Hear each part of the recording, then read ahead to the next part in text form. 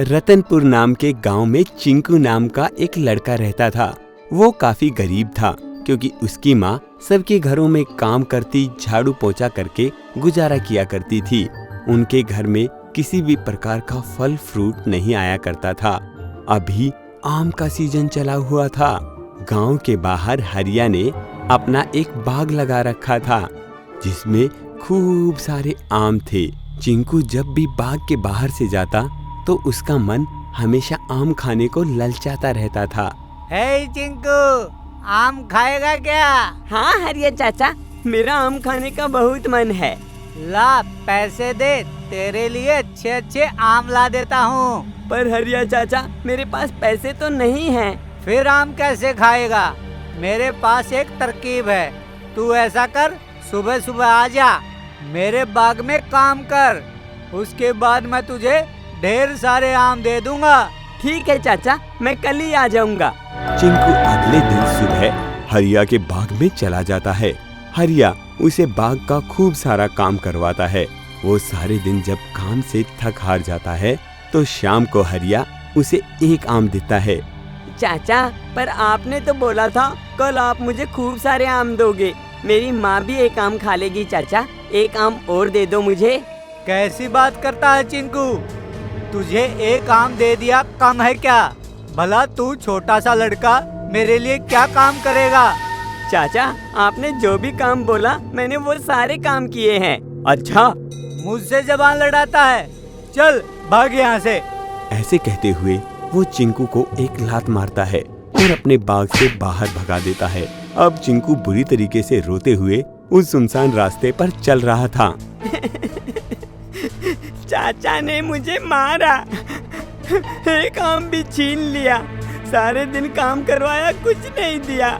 चाचा बहुत गंदे हैं। ये सब वहीं पर बैठे हुए सोने के जादुई नागराज देख रहे थे। जादुई नागराज चिंकू के सामने तभी प्रकट होते हैं। हाँ? आप कौन? इतने बड़े चमकते हुए सांप? हाँ बेटा, मैं जादुई नागराज हूँ। तुम रो क्यों रहे हो? क्या बात हो गई बेटा? वो हरिया चाचा ने सारे दिन मुझसे अपने बाग में काम करवाया और मुझे आम भी नहीं दिए। तो क्या तुम्हें आम चाहिए? बेटा, मैं जादुई नागराज हूँ, मैं तुम्हें अभी आम दे देता हूँ। नहीं नागराज, मुझे आम नहीं चाहिए। मैं इन सब की तरह गरीब नहीं रहना चाहता। नहीं नागराज, मुझे आम नहीं चाहिए। मुझे कोई ऐसा काम चाहिए जिससे मैं गरीब ना रहूं, और आम क्या, मैं किसी भी फल को आराम से खरीद कर खा सकूं। बेटा, पर तुम ऐसा क्या काम करोगे? नागराज, आप ही बताओ, मैं ऐसा क्या करूं? बेटा, मैं एक जादुई नागराज हूँ, जो तुम बोलोगे मैं वो तुम्हें दे दूंगा। तो ठीक है नागराज, आप मुझे ऐसा करो, मुझे बड़ी सी आम वाली गाड़ी दे दो ताकि मैं उसे लेकर शहर में घूमूं और खूब सारी सवारियों को बिठाकर खूब सारा पैसा कमाऊं। ठीक है बेटा, जैसा तुम कहो। ऐसा कहते ही नागराज ने वहीं पर जादुई आम वाली गाड़ी दे दी। वो दिखने में बिल्कुल आम जैसी दिखती थी। अब चिंटू उस गाड़ी को लेकर गांव में निकल पड़े। गांव से जो लोग भी शहर में जाते वो चिंकू की गाड़ी में बैठ के जाते। चिंकू के पास खूब सारी सवारियां आ गई।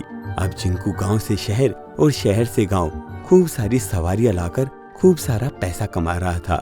जबकि उसके दूसरी तरफ जो भी गांव में और व्हीकल चलते थे, जैसे ऑटो और बसें, वो सब बिल्कुल बंद हो गई थी।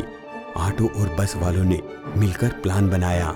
अरे भाई, ये इस लड़के ने तो हमारा काम धंधा बिल्कुल बंद कर दिया है। और देखो, छोटी सी झोपड़ी थी पहले इसके, अब इसने इसी से कमाकर देखो कितना बड़ा घर बना लिया है। हम ऐसा करते हैं, इसकी इस आम वाली गाड़ी को चुरा लेते हैं। हाँ भाई, बिल्कुल ठीक कहते हो। जब हम इसे चुराएंगे तभी हमारा काम चल पाएगा, नहीं तो हम ऐसे ही भूखे मर जाएंगे। और तुम्हें पता है, वो हमसे किराया भी कम लेता है। अब जब हम उसकी गाड़ी को चुरा लेंगे तो उसके बाद अपनी मनमर्जी का किराया लेंगे। सही कहते हो, हम ऐसा ही करते हैं। हाँ हाँ, चलो चलो। हाँ चलो।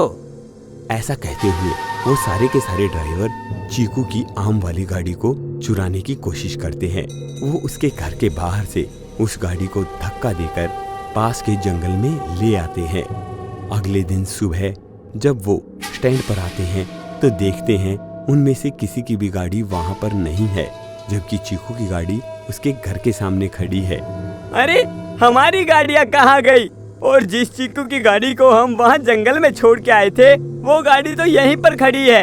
अरे ये क्या हो गया? हम तो मर गए, बर्बाद हो गए, हमारी तो गाड़ी भी चली गई। तभी नागराज वहाँ पर प्रकट होते हैं। अगर दूसरे का बुरा चाहोगे तो तुम्हारा बुरा होगा ही होगा। तुमने चिंकू की गाड़ी को चोरी करना चाहा, जबकि अब तुम्हारी ही गाड़ी चोरी हो चुकी है। अब तुम्हें इसका सबक मिल चुका है। वो सब ऐसा सोचकर अपने माथे को पटक कर रह गए। उन्हें अपने काम को और अच्छा करना चाहिए था।